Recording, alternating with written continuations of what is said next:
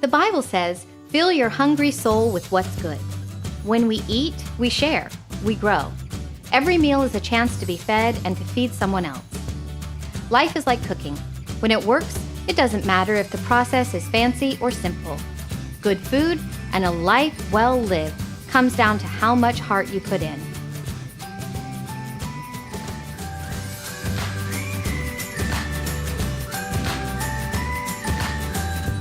Welcome back. We're at our last recipe for July, and it is one of my very, very favorites.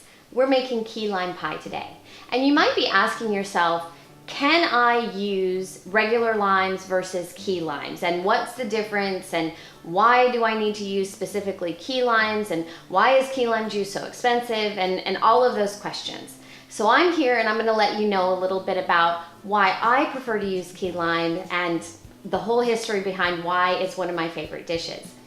So there is a difference, obviously, between regular limes and key limes. Key limes are quite a bit smaller, obviously, than regular limes. And I wish I had one to show you, but you can kind of just imagine that a regular lime is about this big versus a little key lime.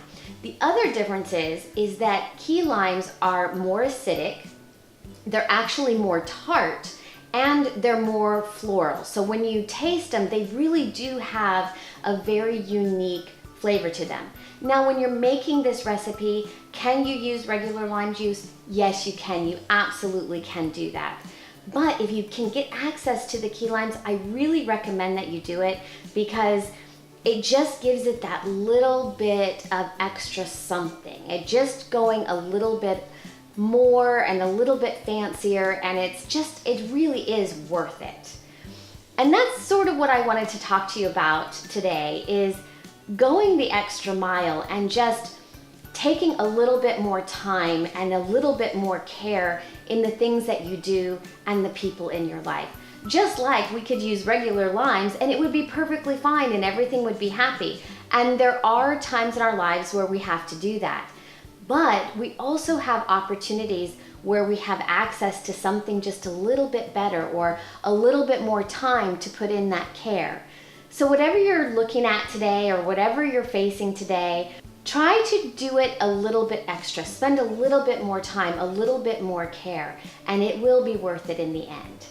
But in the meantime, let's get started making this really beautiful summertime key lime pie. So the first thing that we want to do is make the crust. And if you have a food processor at home, you can throw these pieces of graham crackers in your food processor and give it a whirl and do it. But today I wanted to show you just a way that if you don't want to clean your food processor, if you don't want to break it out, you can just use a plastic zip bag. And we're going to use about 12 full graham crackers. So that means the 2 pieces, not in half. So 12 full graham crackers. Go ahead and throw them in your plastic zip bag. And now we're just going to give it a really good beating.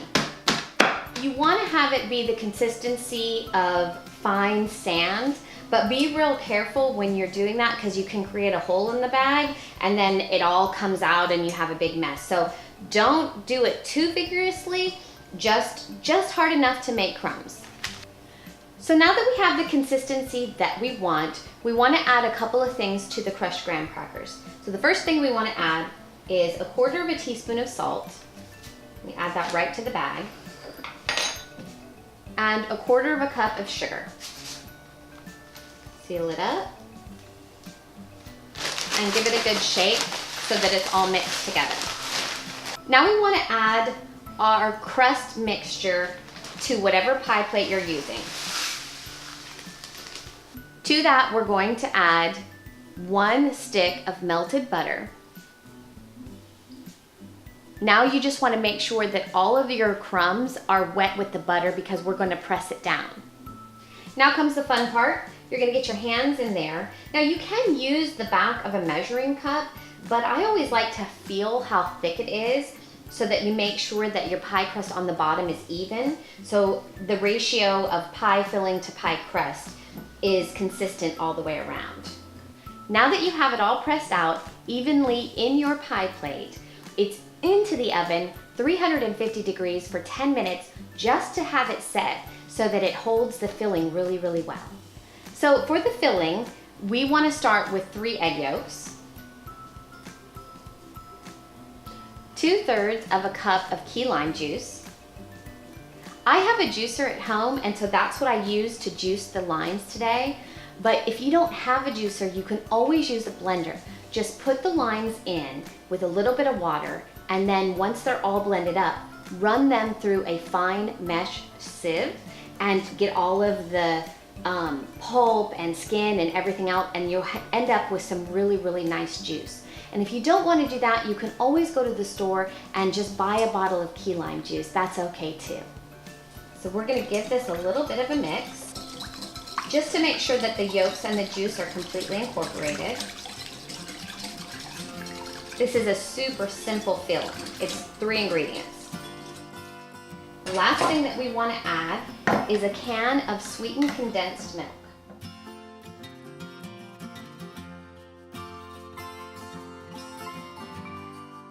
Now we just want to very carefully incorporate that condensed milk into our eggs and lime juice. This is a favorite of mine because when I was a teenager, my family every year would vacation down in the Keys, and we would vacation there during lobster season. So one of the things that we would do is we would all go out into the boat really, really early in the morning, like at 5 or 5:30 a.m. And we would go out and we would free dive and go and get all of our lobsters, and then come back and get the boat clean and clean ourselves up. And then you would always be so hungry after the morning on the water and swimming and all that. And of course there were snacks on the boat, but we would always end up in downtown Key West, and we would just be ravenous, and we would just be eating all kinds of stuff. And one of my favorite things was to go and have an authentic piece of key lime pie. And as often as I could get downtown while we were on vacation, that's how many pieces of pie I had. Sometimes I would sit and I would have 2. But that's being a teenager, and that's the privilege of youth. But this has always been one of my favorite things that I make, and fortunately my family really likes it too. So I'm happy that we can share this with you. So once the crust comes out of the oven and your filling is all ready, we just want to go ahead and fill it up.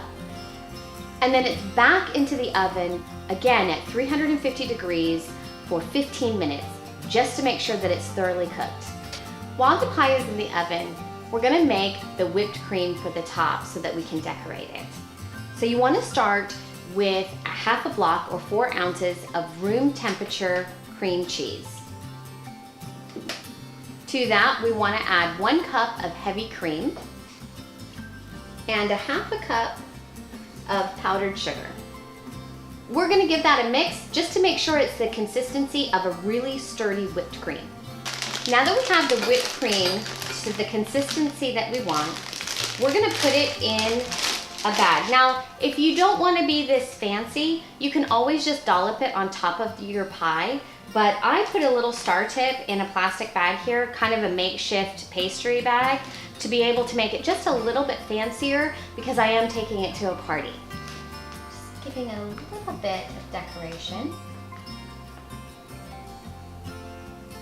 Now that we have it decorated with the whipped cream just the way we want, the final touch is a little bit of key lime zest. And there you have it. I want to thank you so much for joining us this entire season. We're going to be taking a little bit of a break for the month of August, but we're coming back strong the first Friday in September. But until then, have a wonderful month of August, and we'll see you back soon. Thanks for watching. You can find the full recipe in the description box below. If you enjoyed this video, please give it a thumbs up and subscribe to our channel.